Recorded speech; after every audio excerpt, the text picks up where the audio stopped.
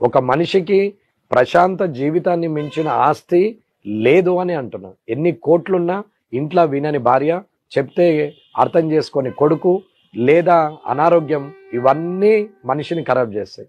కానీ అర్థం చేసుకొని ప్రశాంతంగా ఉండి 3 పూటలు తిని నిద్రపోతున్నామంటే కన్వీనియంట్ పిల్లలు ఉన్నట్టే లెక్క, అనుకూలంగా ఉన్న భార్య ఉన్నట్టే లెక్క, ప్రశాంతంగా భర్త ఉన్నట్టే లెక్క, ఇంట్లో సంతోషంగా ఉన్నాము అంటే వీళ్ళందరూ సక్రమంగా ఉన్నట్టే లెక్క. అంతకన్నా పెద్ద ఆస్తి ఏముందండి?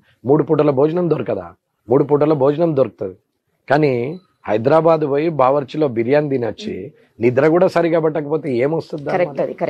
ఇంట్లో పప్పన్నం తొక్కన్నం వేసుకొని 9కి నిద్రపోతే పొద్దున మనం లేచి దర్వాజా తీసినాం అనుకోండి, బయట సన్లైట్ కనిపిస్తే, చల్లటి గాలేస్తే ఆ సంతోషం వేరు. కానీ రాత్రి 12 దాకా దావత్ చేసుకొని వచ్చి 2-3 బిఎండబ్ల్యూలు, 4-5 ఆడి కార్లు పెట్టుకొని, పెద్ద ఇల్లు పెట్టుకొని, పార్కింగ్లో 10 మంది పనులను పెట్టుకొని, పొద్దున లేచే లోపల 20 మిస్ కాళ్ళు, 5గురు డోర్ తీయంగానే 5గురు అప్పులోళ్ళు ముందట ఉంటే వాడి బతికేందుకు, ఆస్తి ఎందుకు, అవసరం ఎందుకు? కానీ మీరు మాట్లాడే నిజంగా